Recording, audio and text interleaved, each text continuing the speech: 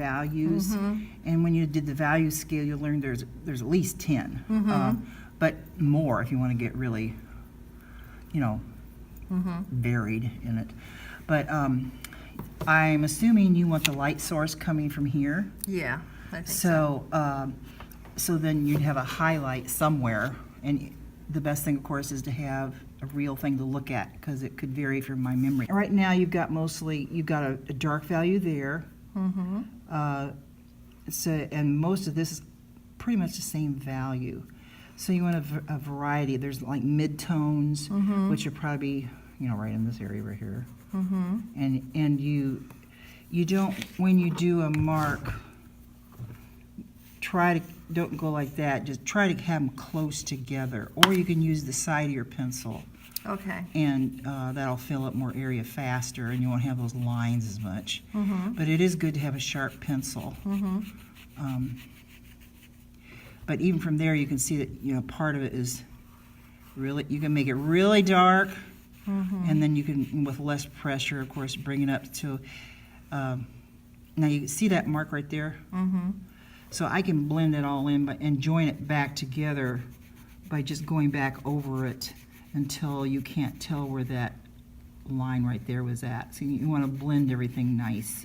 Okay. To make it more. And I think I go abrupt. It's dark. Yeah.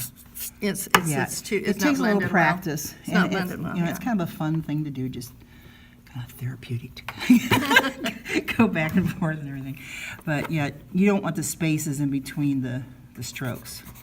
You want them to be closer together, so you can do it all, line at a time if you want to, but you have to kind of slow down. And those areas where it's a little darker, you have to go back over it again to kind of blend it and gather it in with the other line, so you can't tell where that line right there is. So there's a little more to it than you think there is. It's not just coloring, or filling it in. And once you get, a handle on your ability to apply the amount of pressure that you want, you're the one that is controlling this thing. So, going back to this, it would probably be, the darkest, close to the edge. And you see how it's darker there now than that? And you just want to have a nice blend from light to dark. But I would say the darkest part is not right on the edge, because there may be some, as the light is hitting that grape, the grape next to it is bouncing back light a little bit onto the grape that's I guess it's behind it. I'm not sure what that is. So you can have a reflected light, but you can get that with your eraser. Now sometimes you can make your strokes more ovalish instead of straight. But if you do use straight, but your thing is a curve, you can use straight lines if you're really good at blending, or you can go in the direction of the shape of it, which would be even more believable, to keep it curved if the object is curved. If it's a straight box, then you would probably use straighter lines. Okay. But anyway, back to the grape. So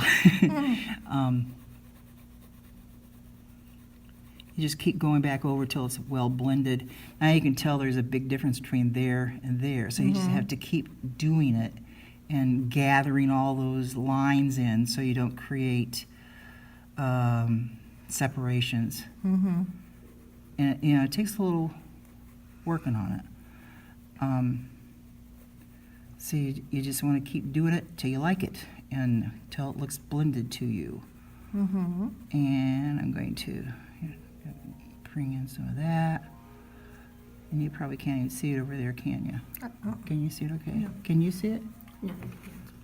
Well, you can stand up and watch it if you want to. Or you can get this out. So people usually give up too quickly. Art takes time. It's not something you can just do really quick, unless you're making a cartoon character or something. But if you want it to be more realistic, it does take more time and more control of your pencil. And now you go over it But then you come back with the eraser and you take off parts that you want to lighten up. And as you're doing that, you can also work on the shape of it and kind of refine the shape a little better on the edges to make it more the way you want it to be. But the thing is, you don't want a line like that to show. You want that outline to blend in with the rest of it. Okay. So that you don't want outlines. If you have outlines, it's going to look like a cartoon. No outlines. Well, it has to blend in with the other things. See, these all have outlines right now. Right, yeah. So those have to be blended in. Okay. So then when you have your kneaded eraser, you can come back in and find out where you want to put the highlight. You can just tap it, and you can come over here and make a reflected area right along the edge usually. Find out where that reflected is, and that's where you have to look at a real grape to really learn. Because right now I'm just using my memory, and my memory can be a little messed up. So, use what's stored in there, and hopefully got it stored right, but maybe not. So it's best to have something you can really look at to do it well.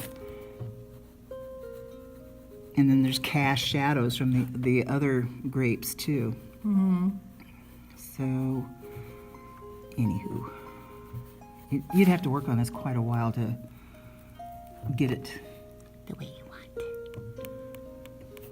And I'm still down here. And you'll notice that when somebody is really concentrating, they get quieter and quieter as they go into art mode, because your art side of the brain is not connected with your language side very well, and it's kind of hard to talk and draw at the same time when I'm really concentrating. You just keep working back over it and refining it. Okay. Because I know you had done this one, and it sure Yeah. looks a lot better than all of those. And Well, you just have to one at a time. Okay, we're gonna do. Ms. Good, thank you.